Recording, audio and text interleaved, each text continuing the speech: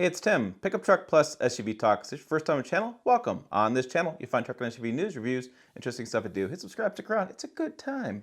We got news out of Dearborn this morning that the 2021 Ford F-150 numbers are out. Yeah, max towing is insane. Maximum payload is even crazier. We got torque numbers. It's a monster. But one of the surprising things to me that in my research was how much better this truck tows in very similarly equipped, same rear axles, as a 2001 Ford 1-ton. Yeah, half-ton, 1-ton, the numbers are incredible. So in this video, I'm going to put it on the screen, I'm going to show you what the numbers are as far as the maximum towing for the trucks, as far as different engines for the F-150, and then we'll get to those information about Super Duty. So let's go ahead and get started. Okay, let's go on over to pickuptrucktalk.com. I wrote this up this morning, and I'll kind of give you the details if you don't have a chance to get over there. So I'm saying that the F-150 is towing, payload, and torque leads the pack, which it does, on select pickups, which we're going to get a little more information on that. I think that's something that's very much overlooked by some people in the media and some consumers. And so we look at the numbers. According to Ford press release this morning, we have a maximum towing rating of 14,000 pounds, maximum payload of 3,325 pounds, and 570 foot-pounds of torque for the Power Boost hybrid system. That's a 3.5 liter with a hybrid hookup, and you can get the Pro on-board generator on there as well. And so they're pretty damn impressive numbers. Now, if you're looking at the engines, when you start looking at the chart of the engines, we can see some big variety and differences here. We see everything from 1,840 pounds for the diesel all the way up to 3,325 pounds, 3,325 for the 5-liter V8. And there's a little bit differences there. There's some asterisks. I'm going to get to that in a little bit. And we have towing capacity differences. And so you see a big variety of numbers. And keep in mind, last year, the 2020 F-150 had between 1,700 pounds of payload to 2,300 pounds of payload. So, we're really a lot higher in total payload and towing than we were on the stock truck. But there's, again, asterisk going on there. Okay, let's talk about these max towing and payload numbers. Again, this is something everybody does. It's not something against Ford. It's not bashing them at all. This is something everybody does. They always have these class-leading trucks, and so they'll take a certain configuration, figure out the max towing it can do, and that's what they're going to lead off with in advertising and such. But it's really important for consumers to understand what this means. So, for example, the maximum conventional towing is for a F-150 with a Super Cab 8-foot box and a Super Crew 4x2 with available 3.5 liter EcoBoost with the max towing, the trailer towing package. We'll get that a little more what that package means. And then the payload number, the 14,000 pounds of payload. Now that was for a regular cab, 8-foot box, two-wheel drive with available 5-liter V8 and max trailer tow and heavy-duty payload packages. What's interesting is they talk about the top max conventional or max towing as being with the 3.5-liter EcoBoost and the 5-liter V8 being with a maximum heavy-duty payload package. So keep in mind they're talking about different engines and different things going on. So you can't get like the 3.5 with the top payload package because of the differences of what those numbers mean, what it means for the curb weight, what it means for the Davis Dam, which is a J2807 standard where they tow it against the dam. You have to see how far that truck can tow, how much it can tow without exceeding a certain temperature. So a lot of times these max trailer packages and stuff we'll see will have oil coolers, engine oil coolers, have the standard transmission oil cooler, keep that engine cool so it can tow more capacity. So in the case of the maximum trailer tow package, according to Ford.com, we have a 355 electronic locking rear axle. We have a 4-pin, 7-pin wiring harness, 36-gallon fuel tank, engine oil cooler. We have the Class 4 trailer hitch. We have a Pro Trailer Backup Assist, trailer tailgate LED thing. That's just part of the package. It doesn't mean that's going to help it tow at all. A smart trailer tow connector, just more technology. Integrated trailer brake controller, upgraded front stabilizer bar, and upgraded rear bumper. And so it's pretty interesting that rear bumper and all this stuff going on with the electronic locking rear axle and stuff, it's going to make that have a better differential and allow that to tow more weight.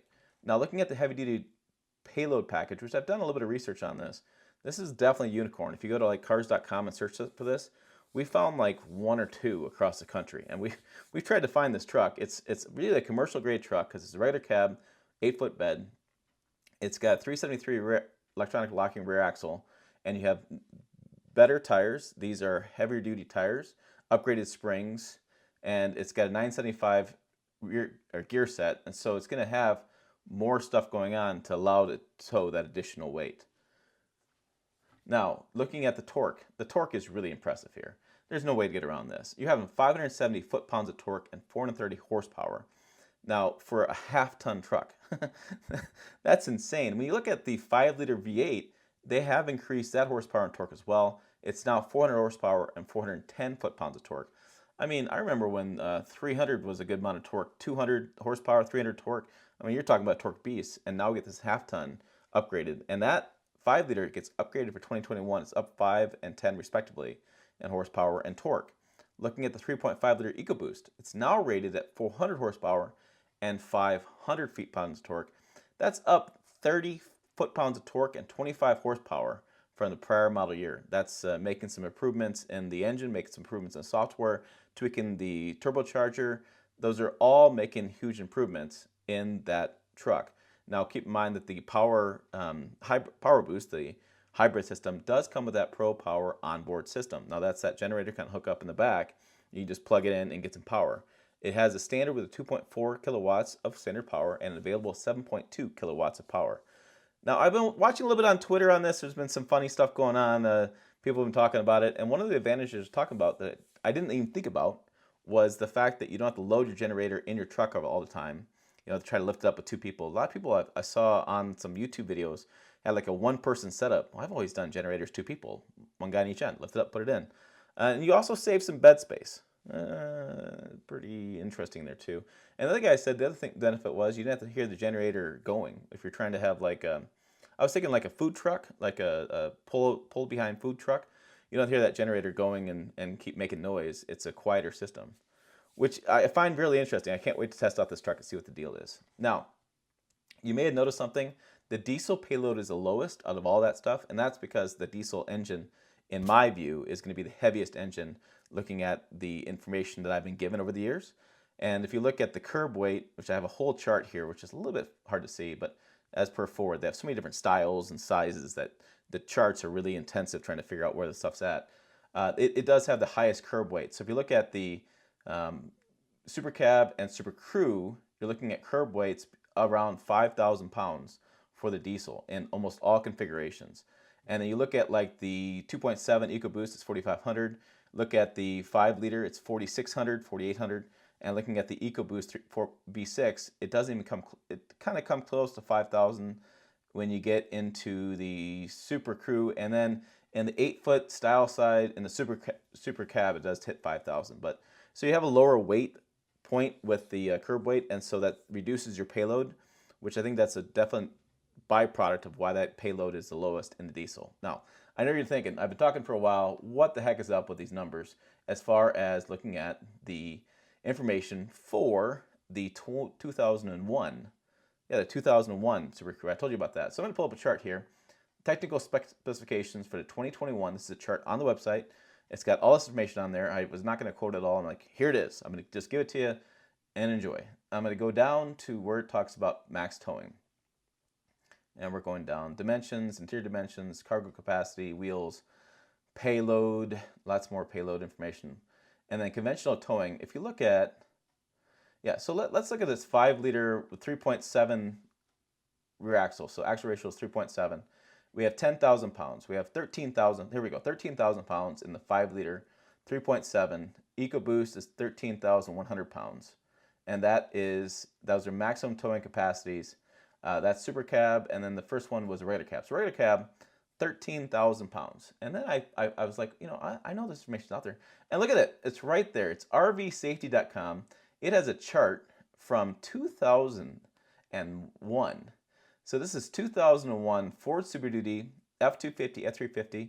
We have fifth wheel towing, and we have conventional towing. So conventional towing, and I thought it was interesting. So 373 rear axle. I'll try to highlight this.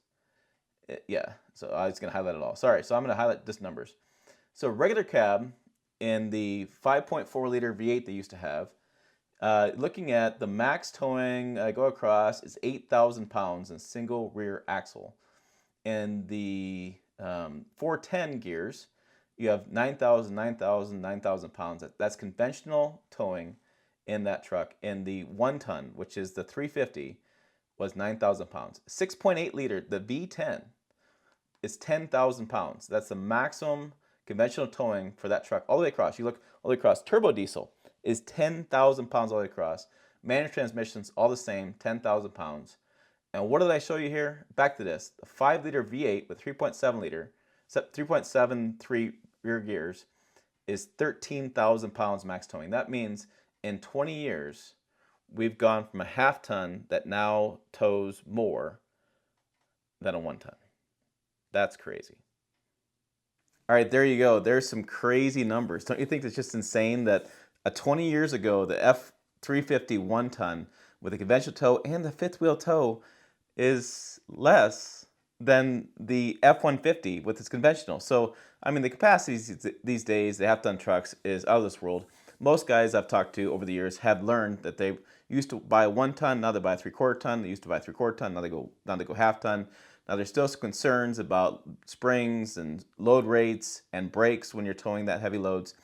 But the numbers are it's just crazy this time. This world of full-size trucks is just crazy. So, hey, put some comments below. Let me know what you guys are thinking. How much did that blow you away looking at those past numbers just 20 years ago? And there's still 20-year-old trucks driving around on RV campers and stuff. I see them at the parks all the time.